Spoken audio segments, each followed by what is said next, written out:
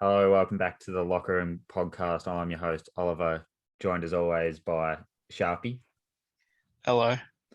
Now, there's not a great deal of sports on in the past week, but there was the Summer League, which I was looking forward to until Giddy got injured. So that's disappointing as a Thunder fan. But we're going to have a little segment here. It's only the Summer League, but where we possibly overreact to what we've seen in the Summer League. But what do you think? What's your but in this segment? Şengün from the Rockets is going to be better than Evan Mobley. Just From what I've seen so far with his defending and rebounding ability, he's going to be way better than him.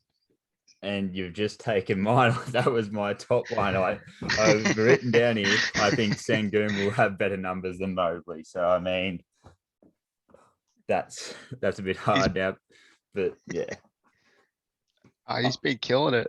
So he he's, moves well.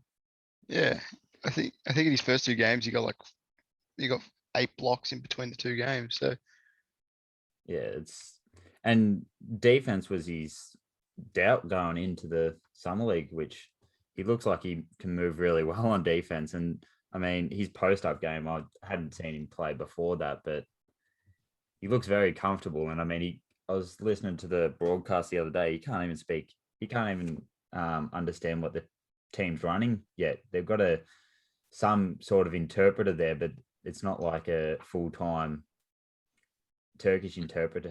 So I think you'll get that probably sorted out real quick in that. But imagine when he does get that set out. I mean, like the Rockets' future's looking really nice. That Josh Christopher's looking good. Obviously, Kenyon Martin Jr. is looking good. And Jalen Green, he looked all right against the Pistons. Didn't really play that well today against the Raptors. But I think the Rockets have got a good future here. Some of his shot selections is interesting though. From what I've seen Jalen Green take, he can hit them, but he's not always going to hit them. I wouldn't have thought. But since I think the one thing that maybe will affect Şengün is playing with Christian Wood. I think maybe he might, I don't know, maybe he'll take a bit away from Şengün. Maybe he'll come off the bench. I don't know what will go on there, but I agree. Yeah. I think he'll be better than Mobley. But then again, it's just the preseason, just the Summer League. Yeah. Since you took mine though, I better head close to home. I'm going to say that for this season, Aaron Wiggins is better for OKC and he'll get more time for OKC than Trey Mann will. I think Trey Mann will go to the OKC Blue.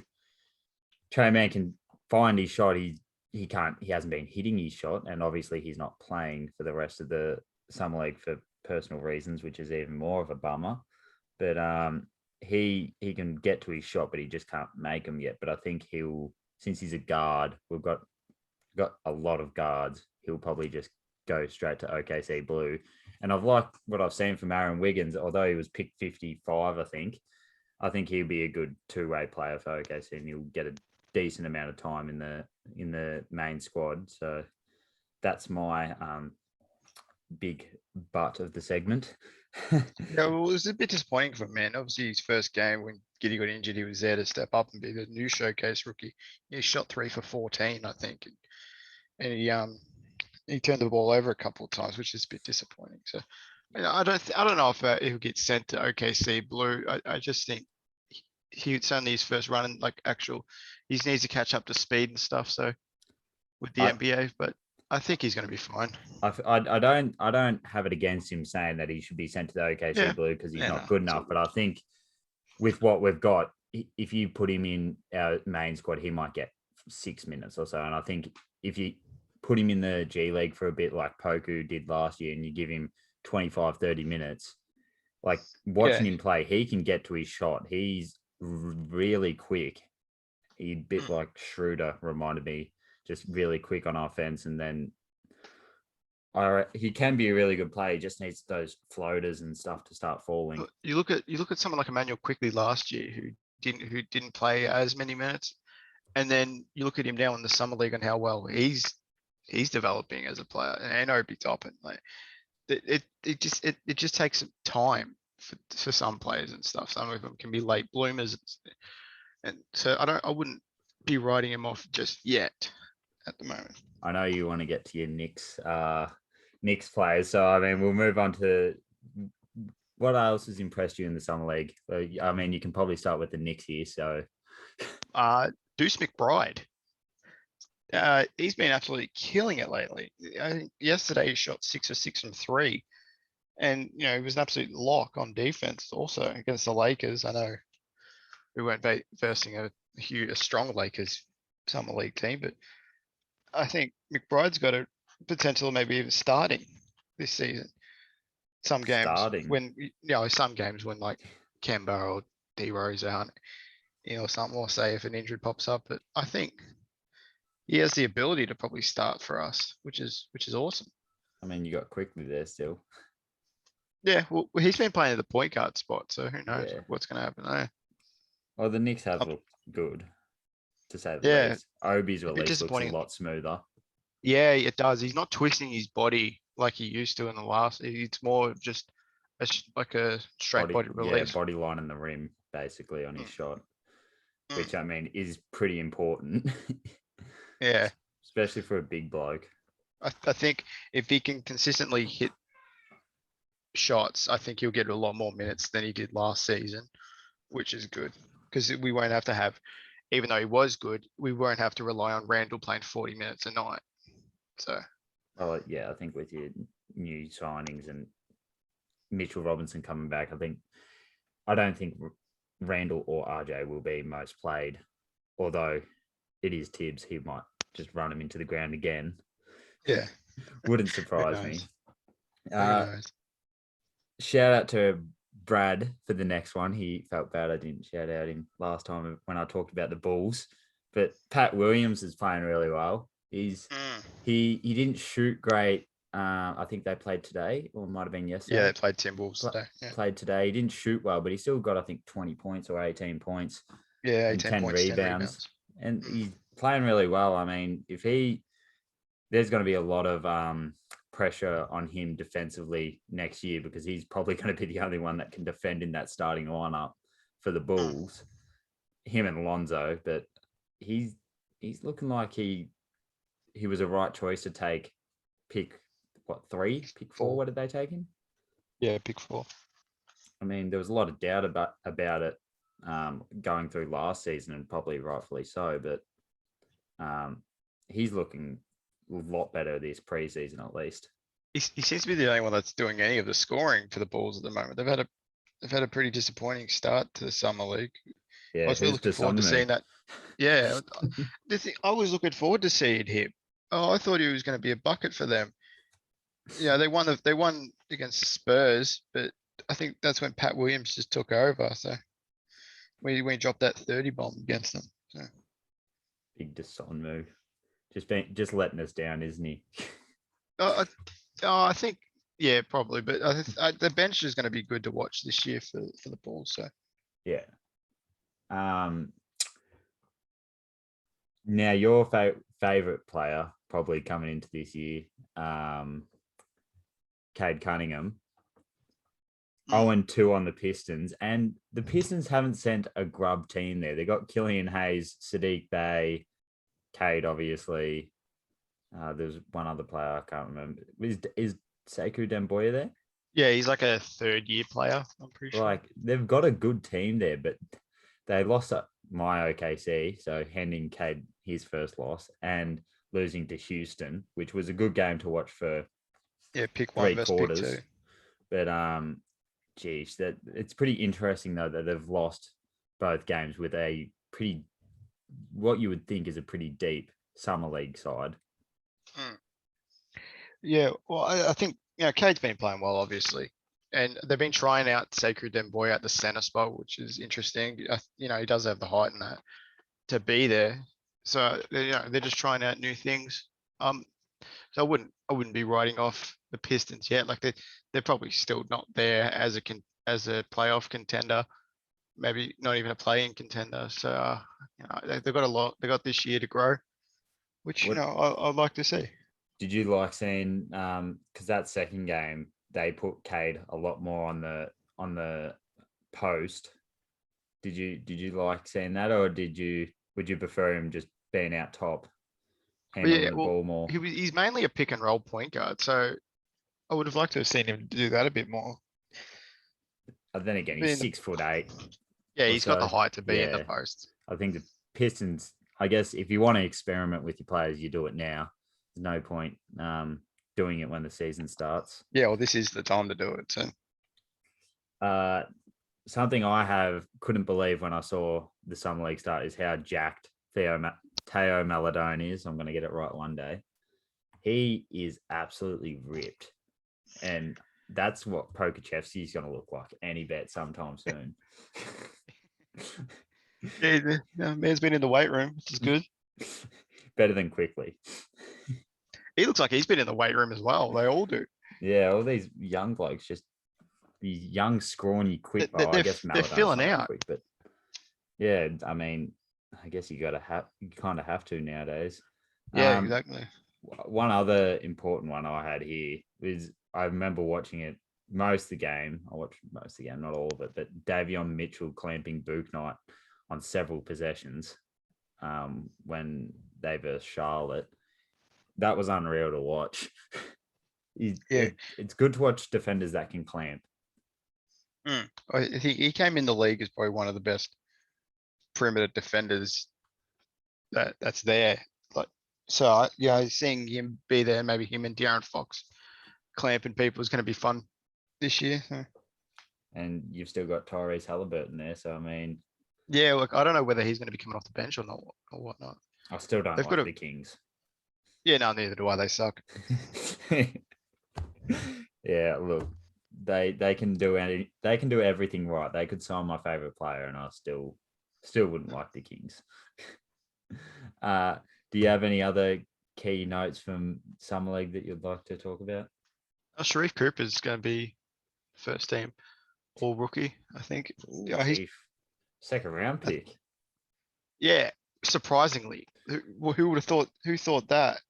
Who thought of that? That's just stupid. His playmaking ability is the best in this draft class. And I think today at the moment. Haven't seen Giddy yet. I think he's had close to nearly 10 assists a game so far. At the moment, there's 26 seconds in overtime against the Sixers. He's got 21 points and 12 assists. So, how was this guy not picked up earlier? Yeah. But teams need a guard. Celtics, you needed a guard. There it is there. It's just dumb. Yeah, it's a bit interesting to say the least, but that should have been in your first segment. Bit of a out there person to get in the all NBA team. If you had to choose one out of the top 5 picks or top 4 picks to not get in the first team or rookie, who would it be? Jalen Suggs. He wasn't very impressive today, but I mean, the other games, I didn't mind watching him. Obviously, I haven't seen a lot of him. But... I don't know. I just haven't seen anything that's caught my eye that I like so far. Today, what did he have today? 6 points in 11 minutes. He might have been injured. Who knows? That's probably got cooked by Pritchard. Yeah. Easy guy. Another second-year player. Yeah, he's good. I know you probably want to talk about Cam Thomas as well. And it's another player. How did this guy not get picked up earlier? The Nets have got someone very important for their team off the bench now. Oh my Lord. He's an absolute bucket. I know what the Lakers got. McClung, is it Mac McClung? Mac McClung, yeah, he undrafted, yeah. But Cam Thomas is looking like from what I've seen so far, he looks like he can be. He was being compared to Cam Johnson in some of the things I was listening to for the Suns.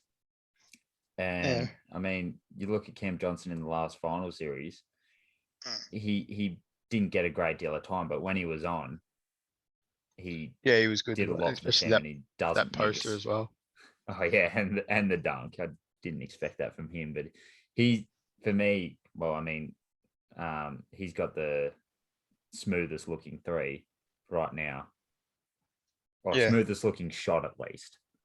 You could say Curry or probably Clay when he comes back, but for me, he's got the best looking three. Is there any other ones that you wanted to talk about?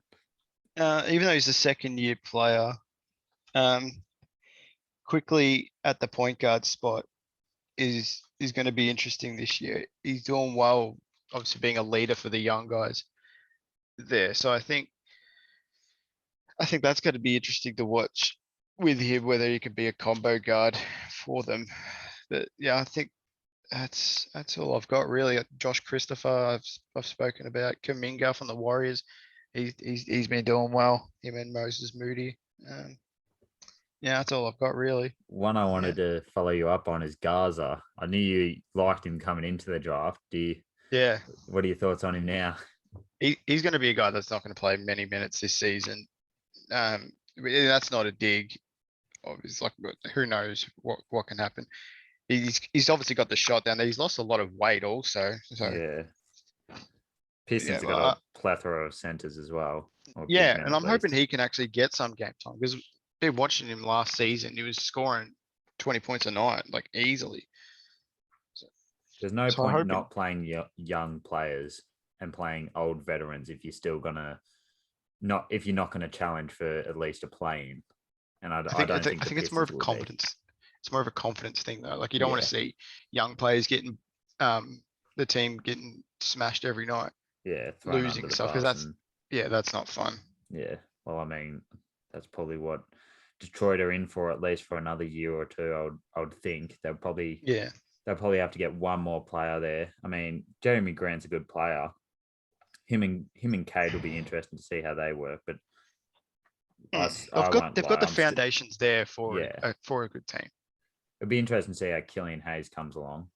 But I won't be watching Pistons basketball. That's just one team I can't stand to watch. It's just like the Minnesota Timberwolves. I can't watch them.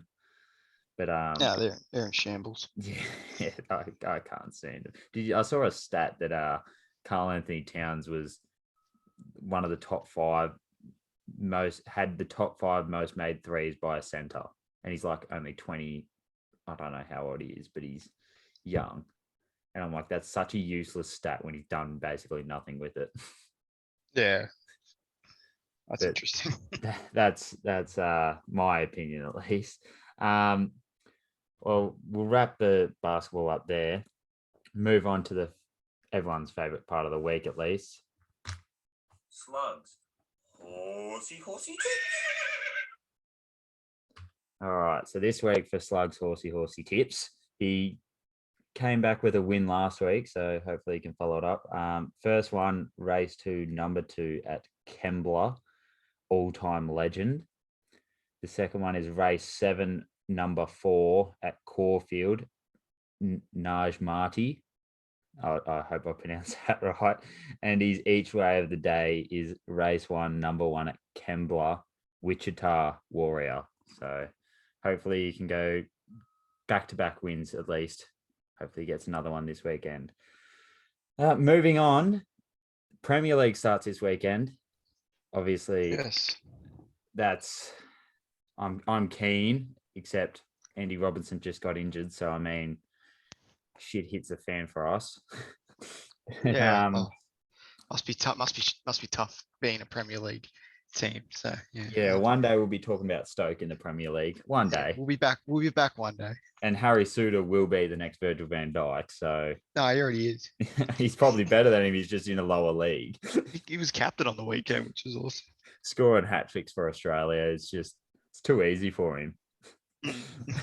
I'll give a top 6. What's your top 6? Who do you think will be top 6?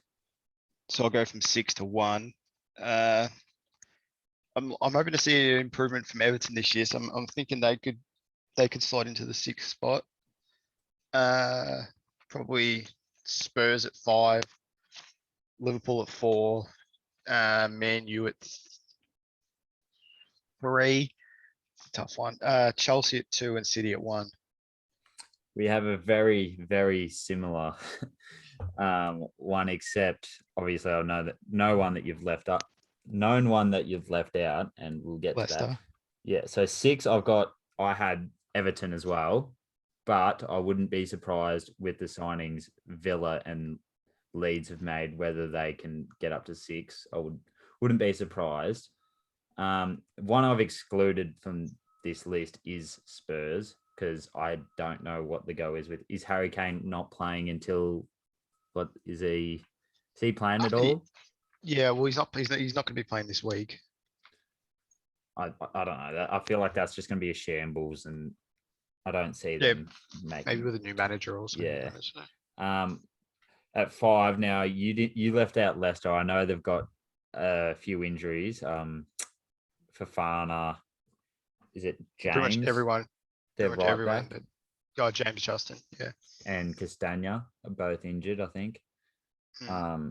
So I mean, that's obviously, but they're bought in Daka. I mean, that's going Yeah. to be a good signing for them. And that's Sulmare from Lille. Yeah. Also. So I think they finished 5. I really want to see them finish top 4, but I don't know. I just can't see it happening. Now, these next ones I've chosen because I go for Liverpool. So 4th, I've picked Chelsea, even with the new signing of Lukaku, which is 97 million. Always trying to buy the league, aren't they? 3rd, I have Liverpool, sadly. Well, I mean, it depends how healthy we are, whether that's sadly or not. United are going to come 2nd and City are 1st. I mean, City got Grealish. They're just spending money. And potentially Harry Kane if that goes through. So. And that's just ridiculous. And then United, I feel like if United don't finish top 2, that's a bad season for them. They need to finish top 2, especially when they're bringing in Sancho and Varane. They had a really good defense last year. I mean, look at that defense. You got Wan-Bissaka, who they think, or United fans think, is a jet. I don't know about that. You got Maguire, who I don't like, but he is pretty good. Varane and Luke Shaw, who is one of my favourite left backs other than Robertson, obviously. I mean, you shouldn't be falling out of the top 2, I wouldn't have thought, if you mean United. Yeah. Any of my choices surprise you? No, I can't believe I forgot Leicester. That's stupid of me. But Brendan Rodgers, you can never forget someone like Brendan Rodgers. Yeah, they got one of my favorite midfields in the league, so that's really bad for me. Have they still got Ndidi?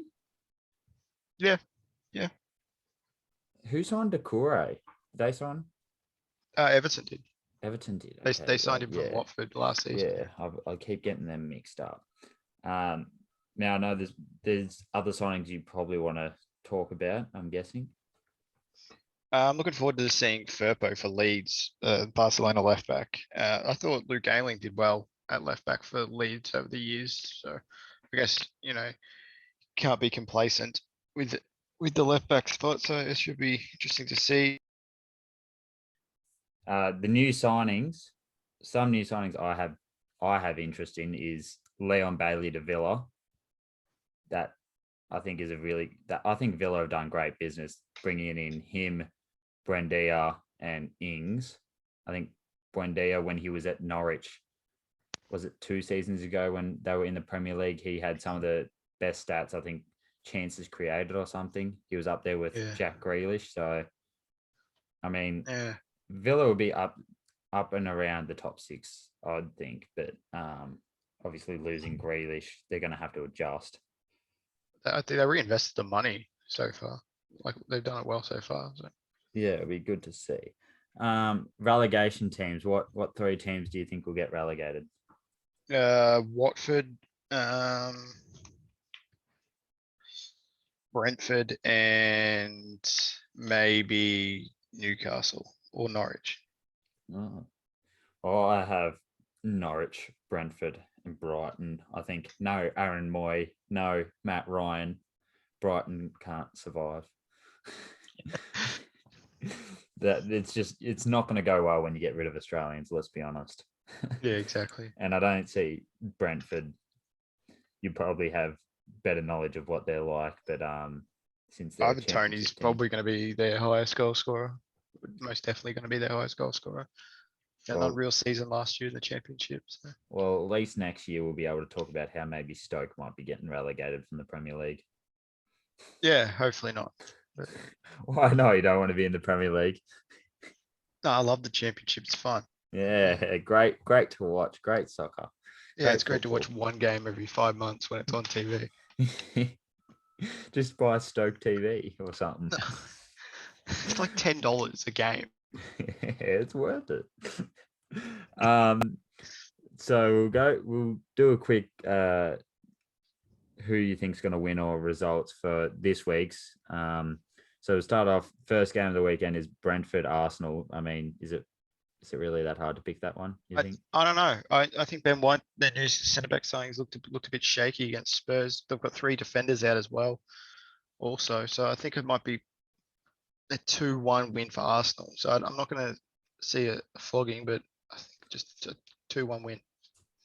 Yeah, I think Arsenal will win as well. Big rivalry, United versus Leeds. Going to be a great game. Yeah, I've got United 2-0 here. The question is, does Sancho start? I think Leeds score. Really? I think they score. Watching the type of football they played last year, very aggressive type of football. I think they're at least going to get one, but they're probably going to concede a few more at the back. So I think it'll be either 3-1 or 3-2 Man United. Yeah, but I wouldn't be surprised if Leeds pull out a draw or a win. Personally, that's fair. Burnley versus Brighton. I got Burnley 1-0 here. I reckon new signing Nathan Collins, former Stoke centre back. He's going to be locking it down at the back, shutting everything down. Of course, that's going to be an absolute ball fest, but I think it'll be. I'd probably agree. Burnley 1-0. I'm just looking forward to seeing Nathan Collins, his progression in the Premier League now. Yeah, something Harry Suter should be doing. Not now though. Chelsea versus Crystal Palace. I got Chelsea 3-1. Yeah, I got Chelsea 3-0. Everton versus Southampton. I've gone with Southampton 2-0 here. Everton have got no Calvert-Lewin, Keane, or Richarlison. So I think Southampton's new signing, Adam Armstrong, should be good in the Premier League also. So I'm looking forward to seeing that.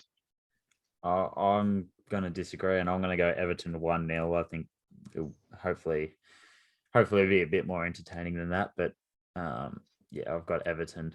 So the next one, Leicester versus Wolves. I got Wolves 2-1.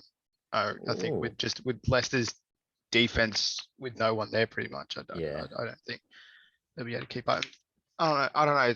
It could go either way because Wolves got a new manager in. I think they've done well in the transfer market. So need to see how Leicester cope without their defenders, to be honest. But I'm going to back them. I'm going to say 3-2 Leicester's way. Watford versus Villa. I got Villa 3-0 here. Obviously, Leon Bailey and Bundy are going to be both out. But I don't see Watford doing much this year. They've got a Tabo in, which from another Stoke player they brought in. Looking forward to seeing how he goes in the Premier League. Should be backing them. I got Villa 2-0 as well. So next one, Liverpool versus Norwich. I mean, if we lose this, it's just sad. Does Kanate start?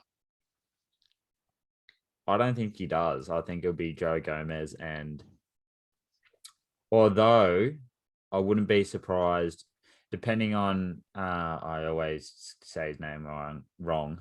Tsimikas or whatever his name is, the Greek left back, whether he plays, whether maybe Milner goes there, maybe try and put Joe Gomez at left back. I know he's played right back before, but obviously left back's a fair bit different. Whether he does that and maybe have them two and Kanate start, be interested to see, but I'm more interested to see how much time Jota gets. Yeah, to be honest. Obviously, no more Shaqiri anymore. So. Oh, sadly. Hopefully he goes to Leon. Stoke again. Oh, is he going to Leon? Have they agreed it? There's an agreement there, but they're just I think Leon have offered 6 million plus add-ons, and I think Liverpool are looking out for more. Yeah, standard wanting more money because we're not going to spend it anyway. Yeah, Liverpool win 2-0 for me, I think. Newcastle versus West Ham. I got a draw here. This game's going to be so boring to watch. Newcastle is so boring. They're just not competent at playing football, but they got John Joe Shelby. Yeah, they got no one. They've brought in no one this window at all. They might be bringing in that Willock bloke from Arsenal, but they're just boring. Yeah, I can't disagree. I think it's going to be a 1-1 draw. I've got 0-0.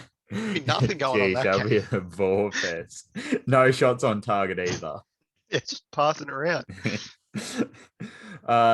Last game of the week and probably the game of the week, Spurs versus City. I think City win 2-1, but it's gonna be interesting. I don't know if Grealish is going to play, but they've got no De Bruyne or Foden in.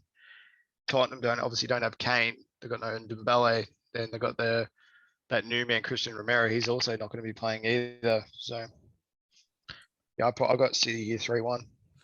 If any team wants to take points off them, though, it needs to be in this first few weeks while they haven't got those types of players.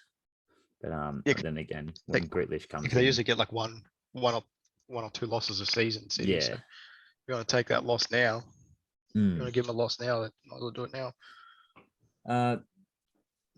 Lastly, the AFL, getting into the latter stage of the season, we'll just zoom through these. Important games, obviously.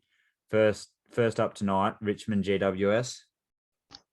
GWS. Wow. Well, I'm going Richmond, of course. They always let me down, but no Toby Green, I think, even though I disagree that I think he should have been let off, but Richmond should win that, and they better win that. Hawks versus Dogs. Bulldogs, yeah. Yep, standard. Yeah, Dogs too. Geelong versus Saints. Geelong. Yeah, I agree. Port versus Blues. Port. I'm the same as well. Brisbane versus Collingwood. Brisbane, obviously. I don't think there's many doubtful tips here. Melbourne versus Adelaide. Melbourne. And maybe the closest game other than Richmond versus Geelong is the last one, Freo versus Eagles. West Coast. What about Gold Coast versus Essendon? Oh God, I have completely gone over that. I'll pick the Eagles over Freo as well. Gold Coast versus I've got Essendon winning that. And I hope they win that. The other one you missed, North versus Sydney. I just miss games I don't care about by the sounds of it. It's the 1996 grand final replay between North and Sydney. Yeah. Yeah, better. I'll be glued to my seat for that one. Yeah. No, you know what? I might actually go for an upset here. Just to change things up a bit. I'm going to go North. Yeah. Yeah, I'm going to go North. They've been playing a lot better footy, and I mean Sydney have looked shaky at times playing outside of Sydney, and I think they're resting a few players. So, I mean, North probably want to get off that bottom spot, I would presume, but then again, you might want to tank so you can get a good pick. Yeah, I think Franklin's not playing. Yes. The noticeable change. Who really cares about his 1,000 goals, to be honest? Yeah, no one does. Mickey Mouse goals. Yeah, they're all fake goals, not real goals, in my opinion. Yeah. That's it for this week's episode. Hopefully, is there going to be much sport on next week other than the Premier League? Yeah, besides the last bits of the Summer League, that's about it.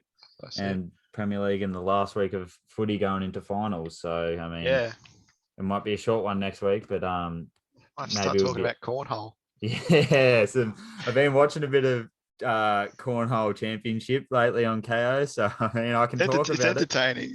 I can talk about it. Yeah, they've got some sports on there. I was watching axe throwing the other day. Well, one of the first female there's one of the first female champs or number 1 seeded cornhole players the other day being announced. So, I mean, geesh, exhilarating stuff that.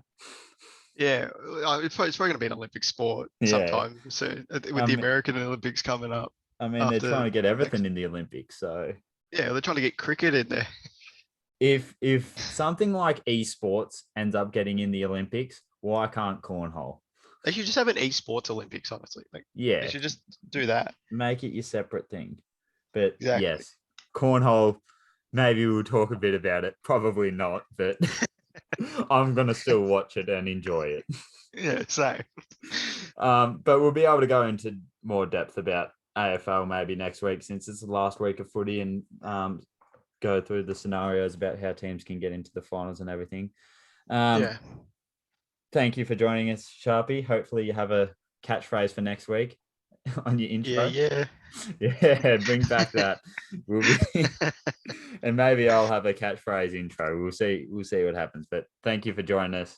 Thank you for listening. And goodbye.